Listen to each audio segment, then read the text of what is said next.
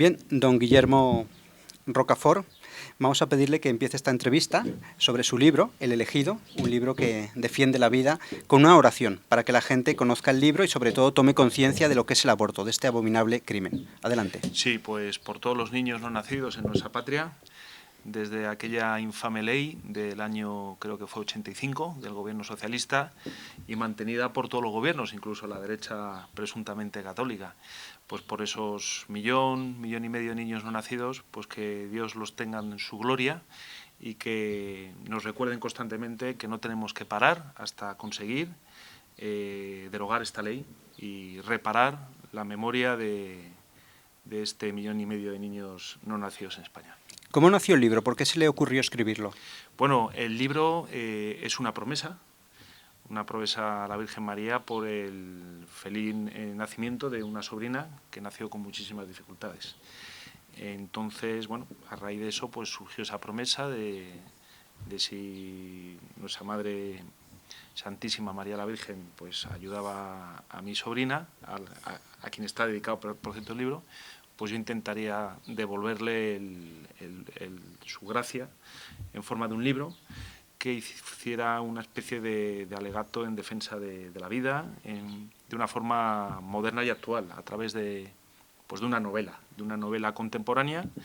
Y bueno, y ese fue, me centré y ese fue todo mi esfuerzo hasta que por fin conseguí pues, cumplir esa promesa, ¿no? ¿Usted no sopesó antes si esto le iba a costar una persecución, si le podía perjudicar laboralmente, por ejemplo? Bueno, efectivamente es un tema delicado, ¿no? Hoy en día, desgraciadamente, el aborto es un tema que está generalmente aceptado socialmente y si te opones, pues el rodillo te arrolla, ¿no? Pero como nos gusta el combate y nos va la marcha, pues en ese sentido estoy encantado. Es cierto que tampoco el libro no ha tenido mucho recorrido publicitario, es lógico, ¿no?, por el contenido, pero había que dar testimonio y bueno, desde que salió hace un par de años, gracias a ustedes, de entrevistas como esta y en medios afines, católicos y patriotas, pues el libro poco a poco va calando.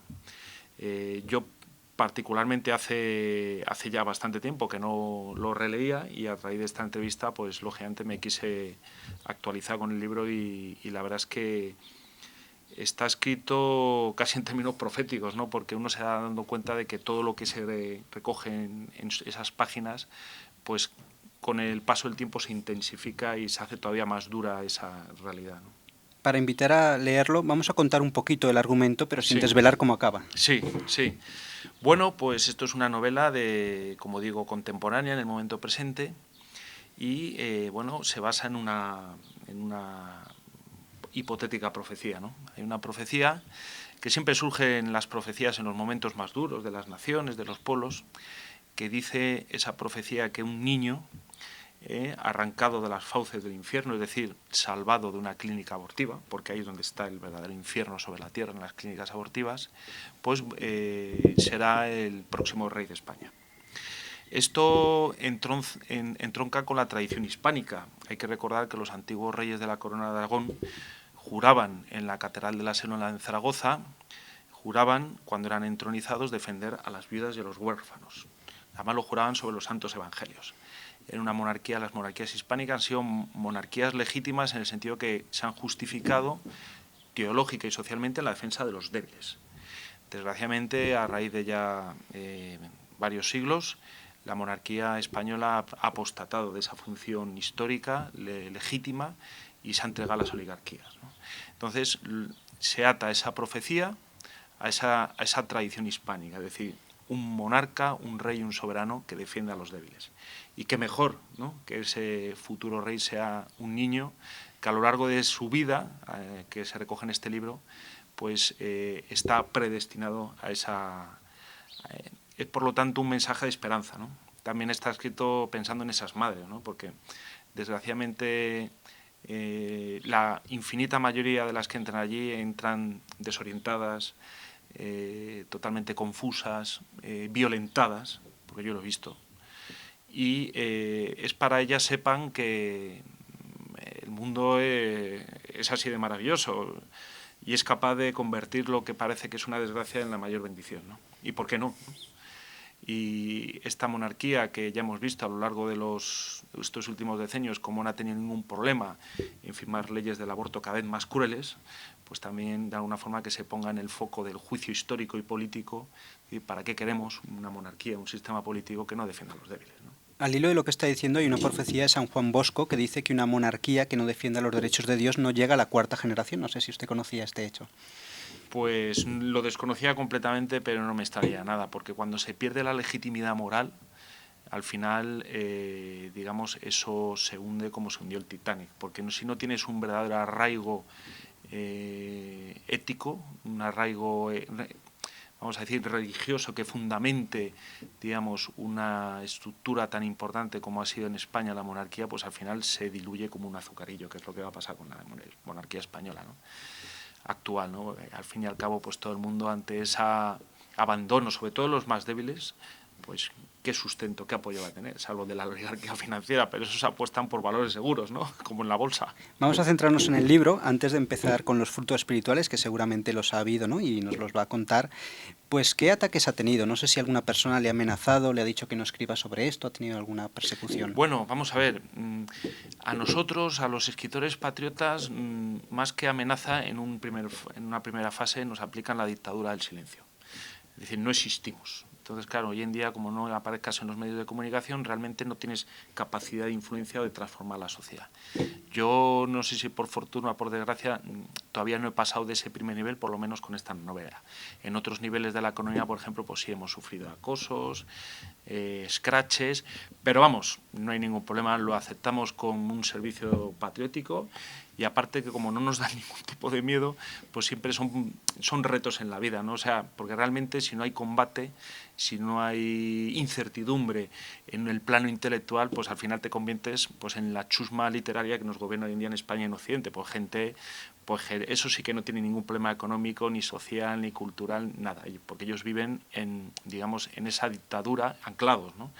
En la dictadura del silencio, que para ellos significa pues todo tipo de alcance mediático, cultural, ¿no? Porque hay que reconocer que y además es una batalla muy importante, nos han aniquilado a los escritores que tenemos ciertos valores y lo único que podemos hacer son guerras de guerrillas, como con este libro y otros libros que he escrito de historia, de economía, de política. Pero bueno, como no hay mal que 100 años dure, pues lo que estamos es pues organizando la resistencia. Y en ese sentido que deben tener muy claro que con nosotros no van a poder.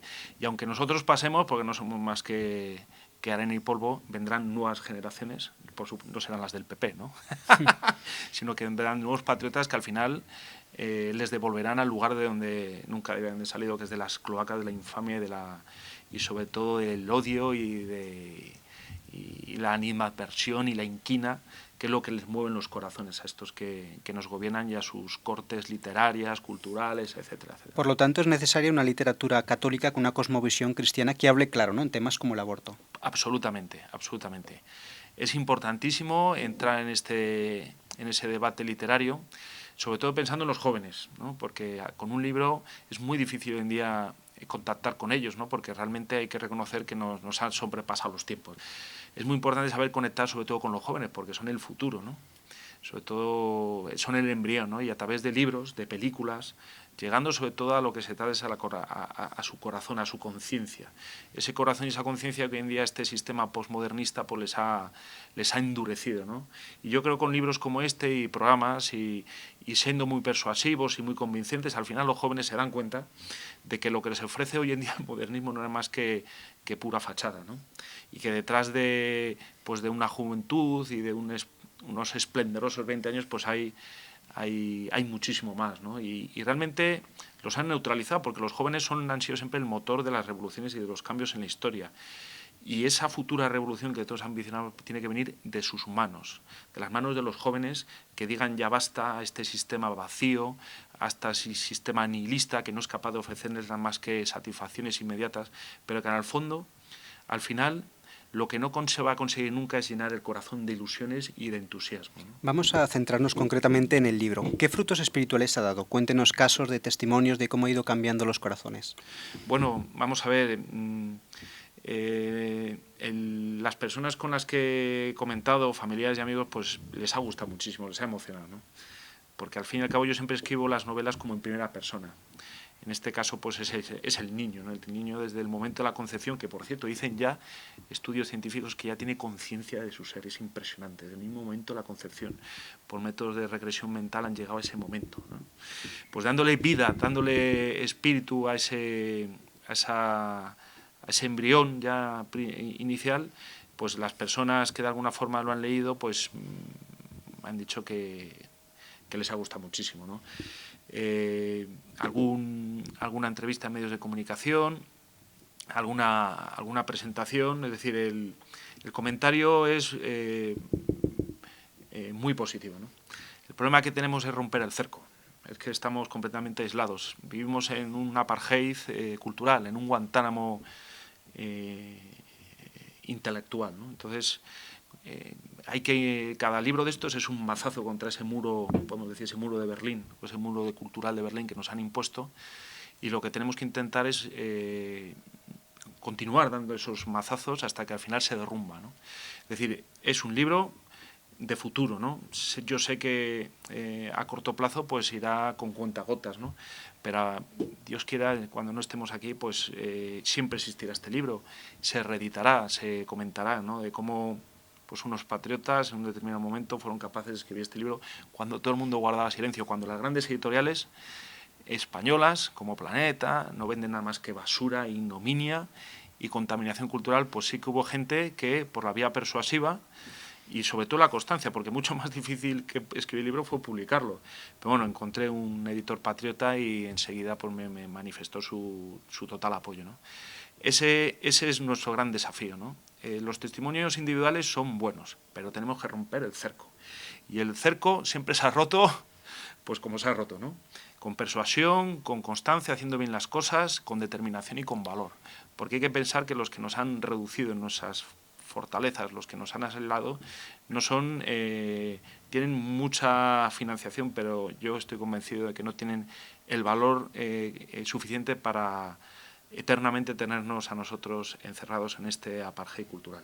Claro, porque este libro llega a los católicos convencidos, los entusiasma, pero ¿cómo llegar a esas personas ateas o radicales anti-iglesia, ¿no? ¿Cómo Dios puede llegar a esos corazones? Pues es curioso como también hay gente que sin ser católica ni cristiana, como son activistas pro vida, porque, digamos, dejando a un lado, que es un tema fundamental, el hecho religioso, existe lo que es la conciencia, ¿no? Y el sentido de lo justo y de lo injusto, incluso personas que no son católicas ni son practicantes. Entonces, nos tenemos que apoyar en todos. Es decir, en esta cruzada por el tema de la defensa del nasciturus, nos vale igual la convicción de un católico como la convicción de una persona pues que no tiene esas creencias. Es muy importante que seamos capaces de abrirnos al conjunto de la sociedad. Desgraciadamente, en estas 4 décadas, España la han descristianizado. Abrirnos, pero sin bajar el listón. Hombre, por supuesto, porque siempre, digamos, la Iglesia tiene que ser ese barco de salvación de almas que lo ha sido siempre, ¿no? Pero también está dicho que hay personas que en el paraíso llegan al reino de los cielos sin pasar por la Iglesia, porque tienen ese sentido de la justicia. A nosotros se nos exige más como cristianos, pero gente que nunca ha llegado a conocer la cruz por en periodos históricos o porque vienen países, pero que han tenido esa intuición de la justicia, para ellos también obviamente está abierto el reino de los cielos. Y es en esas personas en las que también tenemos que apoyarnos. Por nuestra parte, por supuesto, en la Iglesia de los cristianos, no solamente no bajar el listón, sino subirnos, exigirnos más a nosotros mismos, porque hay que reconocer que se ha creado en estas últimas 4 décadas la figura del cristiano a la carta, ¿no? Que se adapta a los tiempos presentes, a las leyes, que parece que por leyes que estén aprobadas en un parlamento infame que las tenemos que aceptar. Entonces, ahí es donde hay que exigir a la oligarquía católica, al obispado, es decir, una exigencia y una ferocidad combativa, es decir, no podemos estar de los brazos cruzados cuando hemos visto como en estas 4 décadas todas las leyes que se han aprobado han ido a laminar la esencia cristiana de España, ¿no? Entonces, subir el listón, pero por la vía de exigir a nuestros obispos, que los hay muy buenos, como el obispo Munilla, el de Alcalá de Henares, pero que desgraciadamente son minoría, exigir a los obispos que hay que pasar a la acción, hay que pisar la calle, hay que ponerse delante del polo. No hay que dar imágenes acomodaticias, como las que desgraciadamente ha dado el arzobispo de Madrid, con el tema de Rita Maestre, como que parece que no ha hecho nada, cuando lo que ha hecho es una barbaridad. O sea, está bien perdonar, pero antes tiene que haber un verdadero Y el de Barcelona callado, el Padre Nuestro blasfemo. Bueno, vamos a ver, es que desgraciadamente la Iglesia de Barcelona es el paradigma de la decadencia de la oligarquía, ¿no? Yo tengo un libro escrito, además me lo va a dedicar, me va a publicar esta media editorial, sobre el 8º centenario de la fundación de la Orden de la Merced, tan importante en Barcelona, en Cataluña y en el conjunto de España y Occidente en general, una orden redentora de cautivos. Yo ya sé que no voy a contar con su apoyo, pero me da igual, lo voy a presentar. Vamos, si le parece, a centrarnos en este y luego ya quizás en otro programa hablamos Perfecto. de ese otro libro, ¿no? Por Magnífico. Centrarnos un poquito en el elegido, que ha llegado, según usted nos ha dicho, al mismo presidente del gobierno, pero quizás por uno le haya entrado por un oído y por otro le haya salido, ¿no? Pues así es. Yo, claro, movido de mi interés de remover conciencias, que para lo que estamos aquí, pues le envié este libro, El elegido, se lo envié al presidente del gobierno, a don Mariano Rajoy Brey, y a la vicepresidenta, doña Soraya Sáenz Santamaría.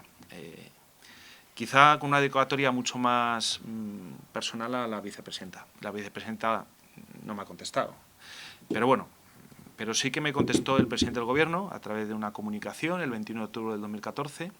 Estimado amigo, le agradezco su amabilidad al hacerme llegar el el ejemplar dedicado de su libro elegido. Recibo un cordial saludo, Mariano Rajoy. Lo recibió y acusó recibo. Bueno, yo no sé si ha tenido ocasión de leerlo o no, pero yo creo que sí que debería hacerlo, porque precisamente este libro está escrito en parte también hacia la casta política, ¿no?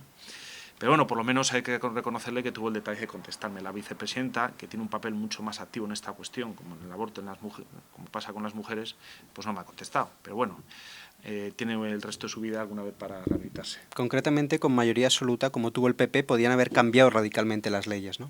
Pero nunca han tenido esa voluntad de cambiarlas. Siempre han hecho lo mismo. Pero no solamente en España, también en Estados Unidos el Partido Republicano busca el voto pro vida, lo agita en los periodos en los que no gobiernan, y cuando lo consiguen, pues se olvidan de sus promesas. ¿Pero por qué no interesa? ¿Quién hay detrás de todo esto? Primero es una táctica electoral, porque ellos siempre han secuestrado el voto católico. El voto católico hay que reconocerlo en España por culpa del Partido Popular desde su constitución y por parte de una parte importante de la Conferencia Episcopal, ese organismo que yo creo que había que disolverlo, porque desde que se ha creado en todas las naciones por el Concilio Vaticano II ha sido un completo desastre. No se puede poner a los obispos a hacer política de esa manera. Pues lo han hecho básicamente para secuestrar el voto católico, que lo han conseguido, y luego pues para, digamos, neutralizar las tradiciones y la resistencia. Es decir, al final somos víctimas de una ola de mundialismo, donde han venido aquí las ONGs proabortistas, han venido todo tipo de entidades a decirnos qué es lo que tenemos que hacer, pues como han hecho recientemente también en Irlanda, y el Partido Popular ha servido para, de alguna forma, consumar lo que han sido esa aceptación social del aborto como un hecho, podemos decir, legítimo, ¿no? Pero lo que hacen ha sido agitarlo, o sea, como han neutralizado también, digamos, a las asociaciones de víctimas del terrorismo. El Partido Popular lo que hace es un neutralizador de resistencias justas, en base a esa dictadura política que es el voto útil. Lo que han conseguido es que no haya nada, digamos, más allá de la derecha, una resistencia patriótica como existe en otros países europeos, y con ese afán que tiene el Partido Popular de tapar la corrupción es capaz de ceder en todo tipo de cuestiones. Ahora mismo el Partido Popular no tiene ningún sustento moral. Es más, hay que señalarlo ya como uno de los verdaderos responsables de que se hayan consolidado en España leyes socialistas. Pero es que luego realmente lo curioso es que quienes las han apuntalado y consolidado, como la ley del divorcio, la ley de las parejas homosexuales, la adopción de niños, que es una aberración por parte de parejas homosexuales, y el tema del aborto, hay que reconocer que ha sido el Partido Popular. Y al final volverá otra vez la maquinaria electoral a decir que nosotros los católicos tenemos que votar. Yo ya conozco, cada vez hay una desafección. Es importante que esa desafección se continúe y que los católicos que aún queden en el Partido Popular se salgan de ese partido. Pero sin embargo, don Guillermo, partidos, por ejemplo, estoy pensando ahora, por ejemplo, ¿no?, en Familia y Vida, que defienden abiertamente la vida, pues no los dejan nacer. Es como la criatura que está en el vientre de la madre, tampoco los dejan nacer a estos partidos. Bueno, vamos a ver, efectivamente, o sea, realmente ya no solamente Familia y Vida, hay otros partidos que también tienen un sentido, pero... Sí, he puesto a modo de ejemplo ese, ¿no? Pero hay otros... Pero también hay que hacer autocrítica y hay que ver que los católicos de convicción hemos sido capaces de aunarnos entre nosotros. Y ahí también hay que hacer autocrítica. Es decir, somos también culpables nosotros, en mayor o menor medida, de este caínismo patriótico, ¿no? Y nuestro gran reto y nuestro gran desafío es que en los próximos años seamos capaces de vertebrar una acción política que sea capaz de defender nuestros postulados como católicos de una forma vehemente. Es decir, oponiéndonos radicalmente al aborto. Es decir, hay que hacer como ha hecho la izquierda, no parar hasta conseguir que se anule esa ley. Pero para eso hace falta una militancia activista y comprometida y que esté dispuesta a cruzar umbrales de seguridad personal, de seguridad económica y como nos han domesticado, pues nos vamos a tener que volver de alguna forma a silvestrar culturalmente o políticamente en el sentido de que nos tenemos que poner a la altura de estos partidos que han llegado a ocupar ahora mismo importantísimas cotas de poder por la vía de manifestarse abiertamente en la vida pública. Es que a nosotros nos están reduciendo a ámbitos privados, las iglesias, nuestras casas. Bueno, la vida pública del cristiano se manifiesta también en la calle. Y insisto en esta idea de autocrítica, es decir, tenemos que ser los patriotas y yo creo que ahora hay movimientos en ese sentido muy interesantes y lo que hay que hacer es apuntalarlos entre todos, ya seas de una sensibilidad especial en un sentido o en otro, es decir, hace falta apuntalar una acción verdaderamente patriótica porque en España la patria siempre ha ido unida a la religión, pero tampoco sin, dando la espalda a patriotas que a lo mejor no tienen esas inquietudes religiosas, pero que sí, por la vía de los hechos, demuestran que en ellos también late algo, elevado o trascendental, ¿no? También la lucha pro vida está en los colegios, en las universidades, ¿no? Ahí se empieza, ¿no?, a cambiar la mentalidad de los futuros. Es importantísimo. En los colegios, universidades, es importantísimo. O sea, ahí es donde hay que dar la batalla. Sabiendo que la infinita mayoría del claustro del profesorado y de la universidad es proabortista. O sea, vamos a saber y tenemos que ser conscientes de que si estamos en esos ambientes nos vamos a encontrar un ambiente tremendamente hostil. Pero es que hay que dar la batalla, es que merece la pena. Y sobre todo porque los jóvenes vean que hay alternativas. Ahora mismo, hace poco salía una encuesta en Francia, como el 9%, el 90% del electorado allí, del profesorado, tiene posturas, prácticamente proabortistas. Entonces hay que dar la batalla, es fundamental, en los colegios e institutos, pero va a ser una batalla muy dura, pero es que hay que darla. ¿Por qué, teniendo la verdad del Evangelio, estamos tan acomplejados? Bueno, vamos a ver, en España ya no es tanto que estemos acomplejados, es la presión mediática que nos han transformado, con los libros docentes, con las televisiones, con las radios, con la prensa. Estamos constantemente sometidos a un apartheid. Entonces tenemos que de alguna forma romper ese cerco. Pero es que es normal, la mutación de la sociedad española es normal que se haya realizado. ¿Por qué? Porque recibimos tanta presión publicitaria, tanta presión mediática, que al final las personas pues no son castillos.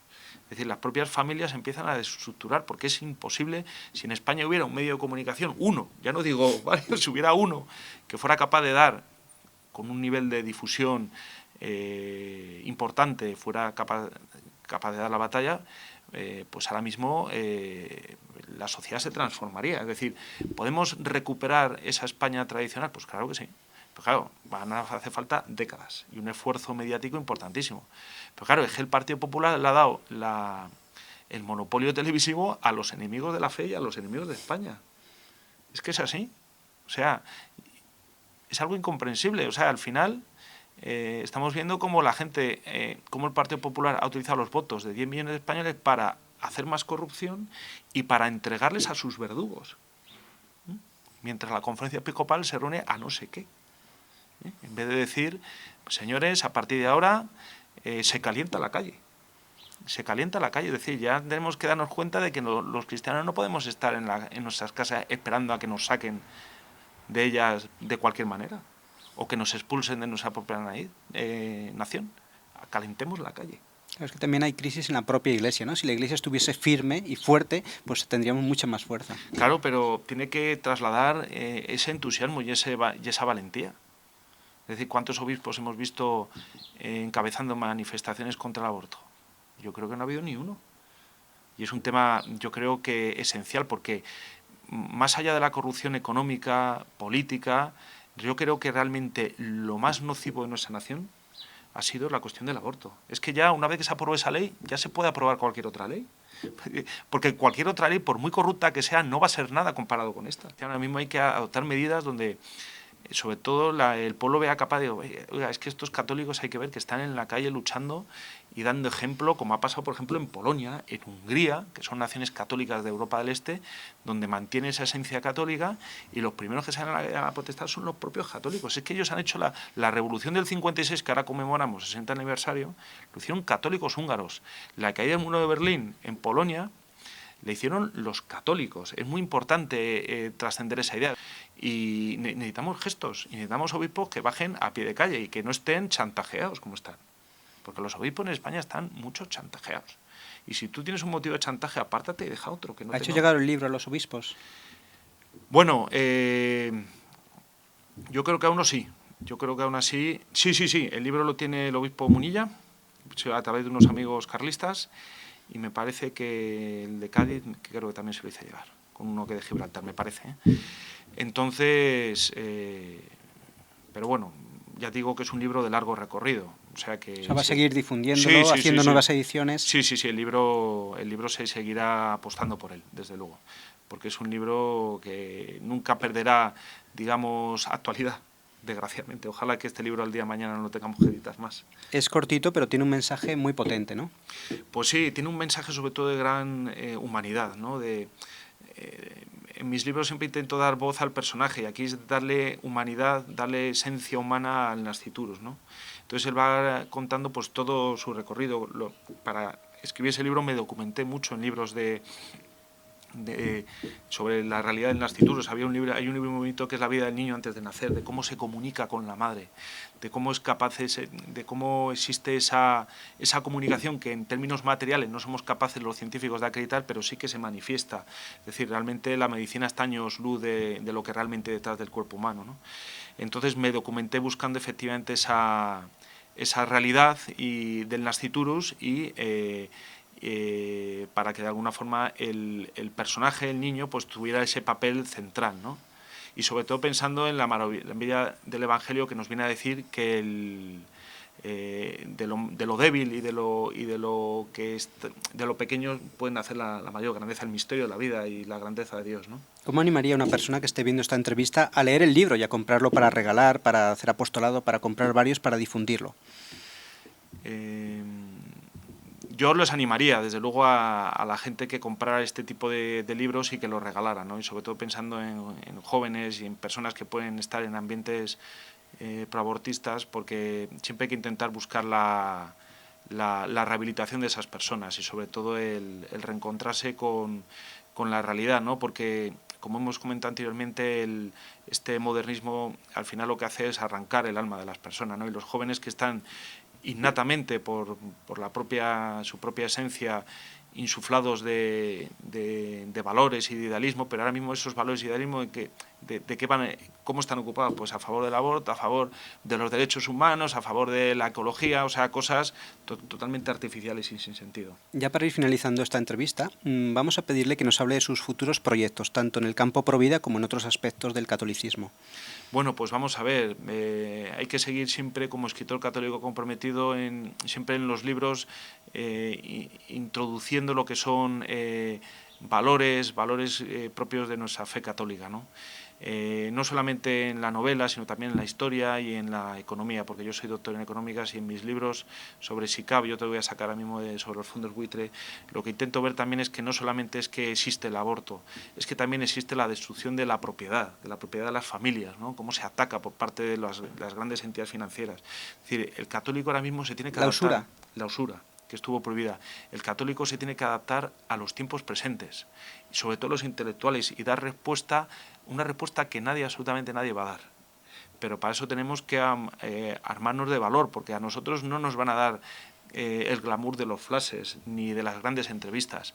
Tenemos que ser capaces de comprender que para nosotros tenemos el camino de espinas por delante, ¿no? Pero como decía Ramiro Maeztu, encima del Calvario pues está la cruz, ¿no? Estamos en esa cuesta arriba, ¿no? Y pensando obviamente que es la mejor manera de hacer un servicio a esos nascituros que no han podido nacer en esa patria, para que cuando llegue el momento de justificarse ante Dios, pues decirle, yo hice esto, perdóname. Bien, ¿quiere añadir algún aspecto importante que se haya podido quedar en el tintero?